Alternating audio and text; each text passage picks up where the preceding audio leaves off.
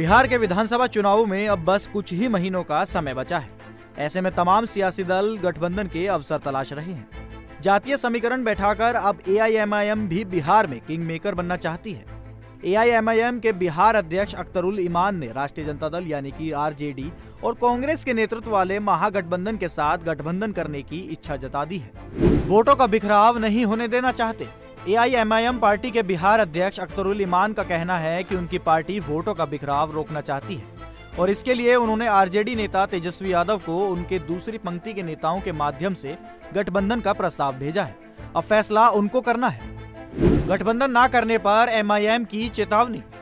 अख्तरुल इमान ने यह भी चेतावनी दी कि यदि महागठबंधन उनका प्रस्ताव स्वीकार नहीं करता तो एआईएमआईएम थर्ड फ्रंट बनाने के लिए अन्य दलों से बातचीत शुरू करेगा।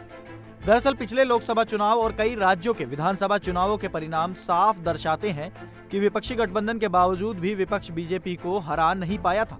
ऐसे में एआईएमआईएम इस बार स्थिति साफ रखकर चलने में विश्वास कर रही है। आरजेडी ने कैसे घोंपा था पीठ में खंजर।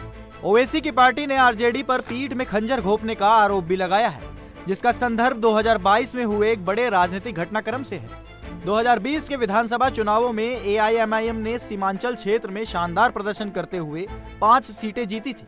इनमें आमोर, कोचाधामन, जोकीहाट, बैसी और बहादुरगंज की विधानसभा सीटें शामिल हैं।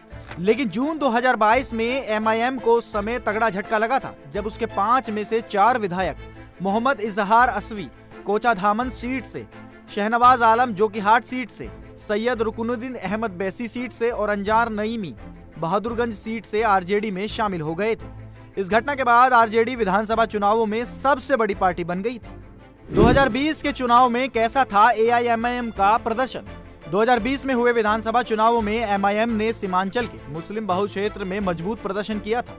पार्टी ने 20 सीटों पर चुनाव लड़ा और सबको चौंकाते हुए 5 सीटें जीती थी। इस प्रदर्शन में एमआईएम को बिहार की सियासत में एक उभरती हुई ताकत के रूप में स्थापित किया था, खासकर सीमांचल क्षेत्र में, जहां उसने आरजेडी के परंपरागत मुस्लिम और यादव वोट बैंक में सेंध लगाई थी।